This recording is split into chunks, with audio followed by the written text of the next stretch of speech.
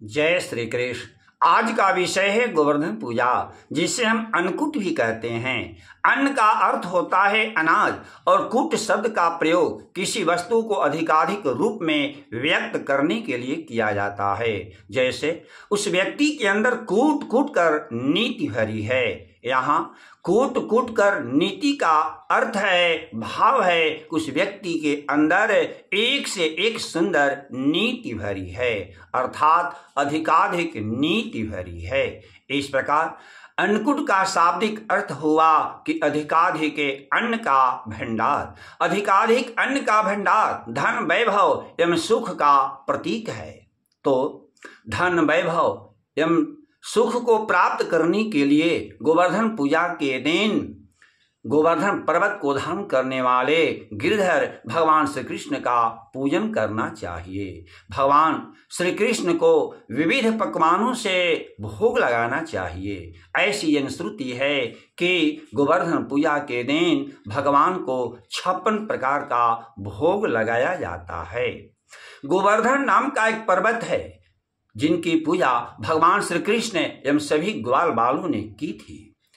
पर्वत प्रकृति का स्वरूप है, इसलिए भगवान श्री कृष्ण ने प्रकृति स्वरूप गोवर्धन पर्वत का पूजन करके धरातल के हम सभी मनुष्यों को शिक्षा दी है कि प्रकृति को विखंडित नहीं करना चाहिए, अपितु प्रकृति की पूजा करनी चाहिए, क्योंकि प्रकृति हमारी रक्षक है। यही हमें जीवन एवं भोजन को प्रदान करती है। पृथ्वी, पहाड़, नदियां, समुद्र, पेड़ पौधे इत्यादि ये सभी प्रकृति के स्वरूप हैं।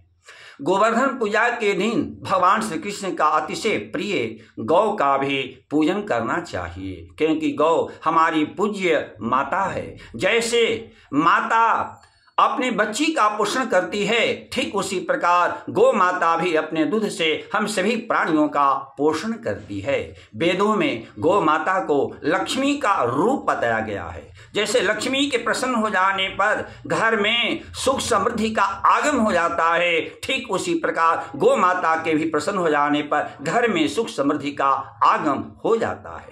संसार में ऐसी कोई वस्तु नहीं जो गौ माता के प्रसन्न हो जाने पर प्राप्त न हो जाए, अर्थात दुर्लभ से दुर्लभ वस्तु भी गौ माता के प्रसन्न हो जाने पर प्राप्त हो जाता है। यहाँ तक कि धरातल का समस्त सुख है एवं परलोक का भी समस्त सुख भी गौ माता के प्रसन्न हो जाने पर प्राप्त हो जाता है, इसमें कोई संदेह नहीं।